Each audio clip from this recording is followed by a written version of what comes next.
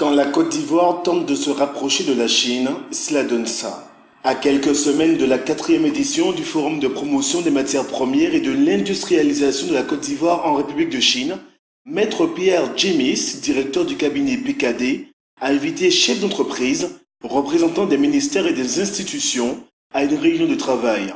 Objectif, finaliser les projets des participants de ce forum, parrainé cette année par Zadi Kissi, président du Conseil économique et social de Côte d'Ivoire. Il va y avoir des productions de matières premières agricoles, mais dans le but d'exploitation. Et nous voulons accompagner cette impulsion, nous voulons accompagner ce mouvement-là. Les participants présenteront à leurs homologues chinois leurs projets d'investissement et se pencheront sur les questions de financement. L'avenir du monde, ou si nous pouvons parler d'avenir, le point crucial dans la relation d'affaires internationales se trouve en Asie aujourd'hui.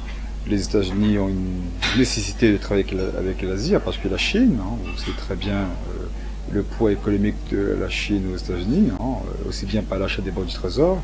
Nous savons le poids économique commercial de la Chine en Europe et dans les autres pays sur les produits manufacturés. Et nous sommes aussi, nous en tant qu'Africains, en particulier Ivoiriens, intéressés à nouer des partenariats et aller au-delà d'une politique de rente. La Côte d'Ivoire veut en effet établir un axe de coopération stratégique avec la Chine, en passe de devenir la deuxième puissance mondiale. L'Empire du Milieu accorde régulièrement des bourses d'études à la Côte d'Ivoire et invite les cadres techniques opérant sur les grands projets publics à des séminaires de formation. En outre, la Chine est devenue le 3e fournisseur de la Côte d'Ivoire avec 6% de neuf départs de marché, derrière la France 16% 8 et le Nigeria 29% 5. Une aubaine pour Maître Djemis.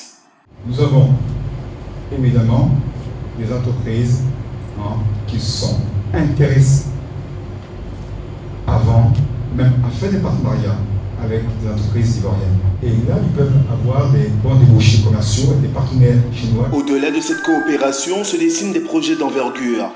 Les Ivoiriens désirent rééquilibrer les forces en présence sur leur marché, avec en toile de fond la crise financière mondiale. Ils veulent aussi créer des passerelles entre investisseurs chinois et opérateurs traditionnels sur le marché ivoirien. L'ensemble de ces projets sont bien évidemment négociés avec la Chine à des conditions particulièrement avantageuses.